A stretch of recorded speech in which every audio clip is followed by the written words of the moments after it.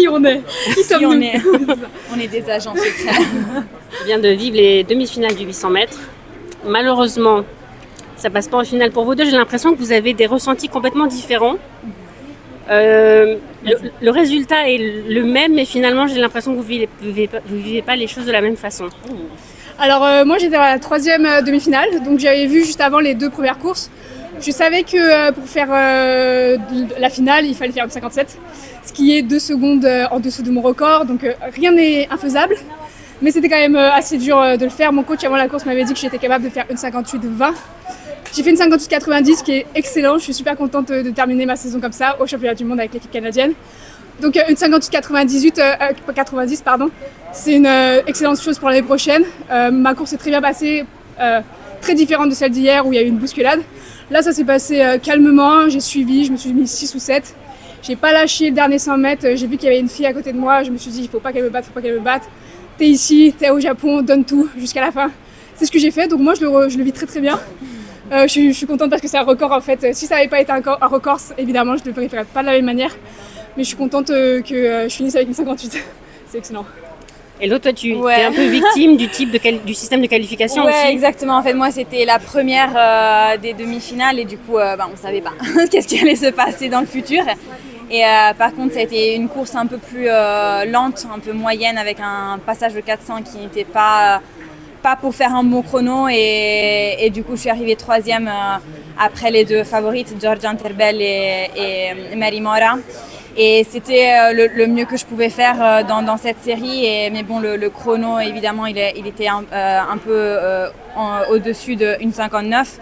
Et du coup, après la 2e demi-finale, rien. Et ça, c'est le sport, c'est pourquoi on l'aime et c'est pourquoi on le déteste des fois. Mais bon, et c'est aussi une très belle expérience et pouvoir courir quand même une demi-finale au championnat du monde ici en Japon en septembre, d'après que j'ai commencé ma saison en mai, c'est très très bon. Je suis vraiment contente. J'ai couru fort toute la saison. Du coup, il faut aussi regarder le verre, comment on dit en italien, le verre à moitié plein plutôt qu'à moitié vide. Exactement. Oui. Et bon voilà, et ça donne aussi un peu à réfléchir pour la prochaine saison et à comment travailler pour rejoindre ce gap. Voilà, avec les top 8. Quel bilan positif vous pouvez tirer de vos saisons respectives pour rester sur une bonne note? Alors moi j'ai commencé avec une 59 en mai, fin mai, j'ai fini avec une 58. Donc ça montre que mon coach il est très très fort, il a réussi à me faire plusieurs pics de forme. Tu as dit qu'il était italien ton coach? Mon coach est italien, il est français et italien. Donc un petit clin d'œil à la famille italienne. Mais oui, donc je suis contente parce que c'est une première fois que je tirais ma saison aussi longtemps. Et de faire 3 pics de forme, ça peut être compliqué pour un coach et pour une athlète. Donc moi, je suis super contente d'être ici. En plus, moi, c'était un peu compliqué pour faire le championnat du monde. C'était un petit peu proche quand même au niveau ranking, au niveau aussi transfert d'allégeance. Donc je suis super contente d'être là. Je suis super reconnaissante pour le travail que tout mon entourage fait et pour l'équipe du Canada. C'est super cool. Moi aussi, je fais un bilan très positif. J'ai commencé avec mon record personnel de 1,58,64 à Rabat.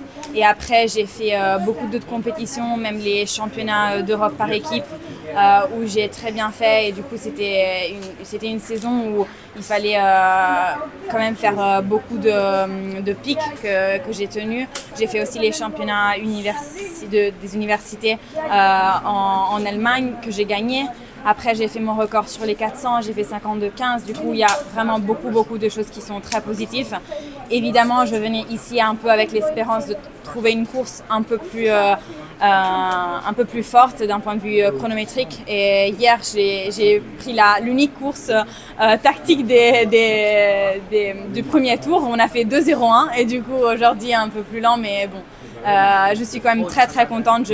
Vraiment, c'est une saison de 9 sur 10 parce qu'il manque un tout petit plus, mais je suis vraiment très très contente et je suis contente d'être en bonne santé et d'avoir couru tous ces mois avec une constance vraiment très importante sur des rythmes de 1,59 que jusqu'à l'année dernière c'était mon record personnel et cette année j'ai couru vraiment 1,59 là, ça n'importait pas le type de course, le chrono du début, mais quand même je faisais 1,59 et du coup c'est ça qui preuve que j'ai vraiment sauter ce petit step et il faut faire encore plus. Juste une dernière question. En fait, vous parlez toutes les deux très bien français, mais il y en a une qui représente le Canada, mais qui n'a pas du tout l'accent québécois, et l'autre qui représente l'Italie, qui n'a pas du tout l'accent italien non plus. Qui on est? Qui sommes-nous? On est des agents secrets. Maëlys, toi, tu es aussi française, donc Alors oui, l'accent. moi je suis franco-canadienne, donc je suis née en France. J'ai déménagé au Canada en 2005, mais toute ma famille est française au départ. J'ai obtenu la nationalité en 2015, canadienne du coup. Toute ma famille l'a obtenue en même temps, on l'a demandé en fait. Et du coup, j'ai étudié mon primaire jusqu'à l'université au Canada. Sauf que j'ai étudié dans une école française de France, dans un système français, j'ai passé mon bac. Donc c'est pour ça que j'ai gardé l'accent français en fait. J'ai jamais été dans le système franco-ontarien, dans le système canadien.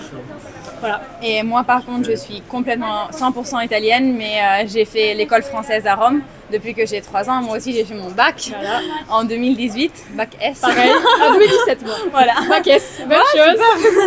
Et du coup c'est pour ça que je parle français et on entend peut-être un tout petit peu d'accent, mais bon. Tu parles super bien. Non, pas du tout. Super bien français.